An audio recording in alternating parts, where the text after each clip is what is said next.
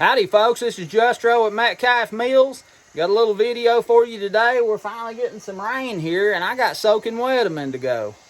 You say, Justro, what'd you get wet for? Well, I'm gonna show you, just hang on. I hope you enjoy it.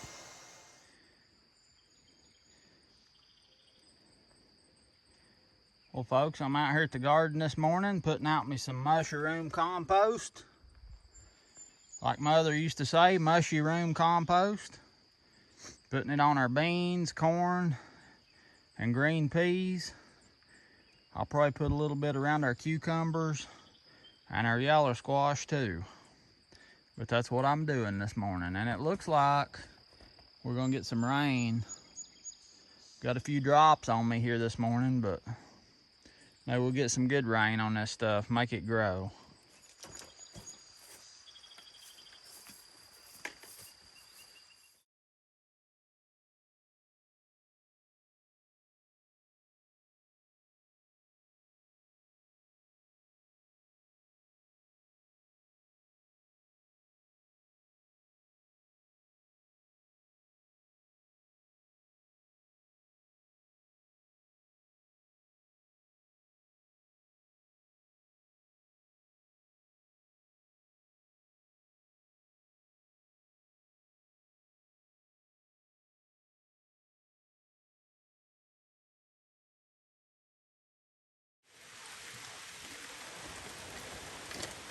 I'm gonna show y'all Justro's quick method of hoeing. It's starting to rain, so it's a good time for me to practice it, but the way I was taught, you hoe one hill at a time down the hill, pull the dirt all the way around the plant, get the weeds, cover the weeds up. And that's kind of going against the grain. I like to work with the rows. And I'll show you how I do that. I usually start on the bottom so it don't push the plant over from the top.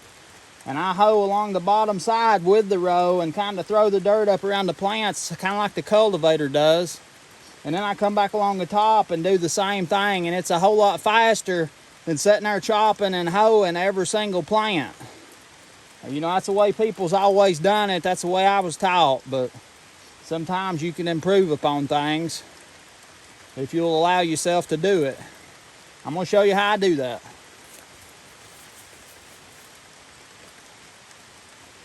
Start along the bottom side. Just come along, cover the weeds up. Throw that dirt up around the bottom side of the plant.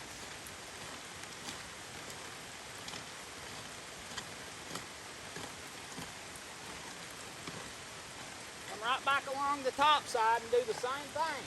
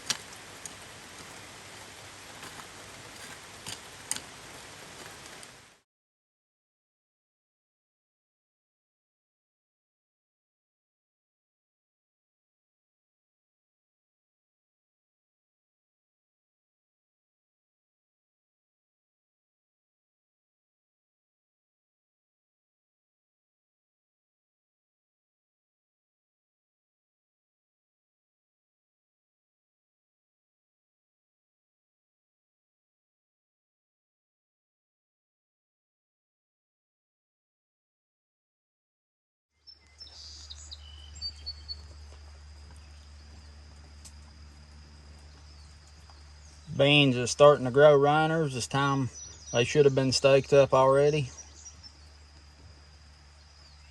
Tomatoes need staking down there. But everything is doing real nice. That deal that we transplanted down there on the bottom side of the garden, that stuff's standing tall. Could have just wasted that when I dished the garden up, but transplanted almost every plant lived. Now it's about 5 foot tall, big old pretty head's a deal we can use for making our pickles. But I want to talk to you a little bit about hoeing. That way that I do that, that's fine if you don't have a whole lot to hoe, but it's more labor intensive than just hoeing one hill at a time and taking your time and pulling the dirt down. And some things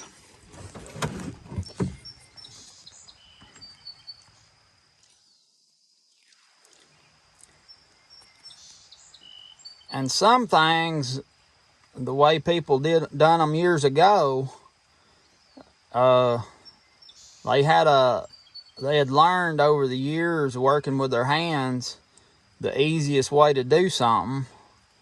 And also, they had to work at a steady pace so that they wouldn't wear out. I mean, these people worked all day, daylight till dark, and they had to survive.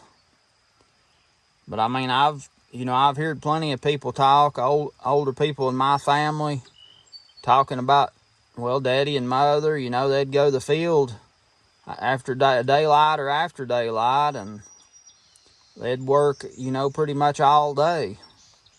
And they'd take their dinner with them. Daddy said of a morning when they got up, Grandma would make 2 pans of cornbread, and they'd take 1 pan of cornbread with them to the field, and that's what they'd eat for dinner. That's a middle day meal here in the mountains. And then they'd have that other pan waiting on them at the house for supper. And they had to pace themselves. They couldn't just go at it like I done, wide open, because you won't last. You'll wear out. But this rushed life we live has made everybody think they have to rush, going somewhere, driving, everything. Nobody ever really enjoys what they're doing, don't seem like.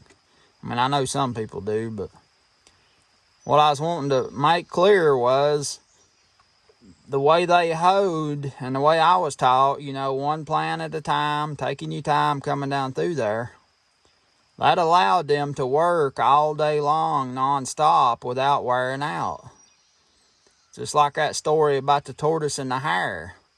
The old tortoise, he was slow, but he had a steady pace. And he wasn't running wide open like that rabbit was and get wore out and the turtle passed him. But that's kind of how it is with some of these old methods of working. They know the best way to work and how to maintain a pace, and they got a whole lot more done that way. And there's some other stories I'll share with you along the way about pace and how to do things as we go along and do different things. But it's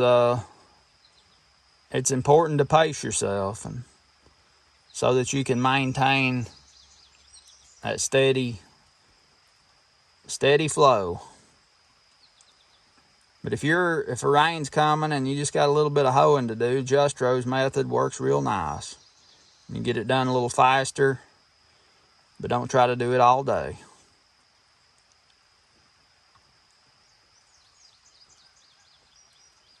I hope you enjoyed this video. If you did, like it. Subscribe to my channel if you ain't already.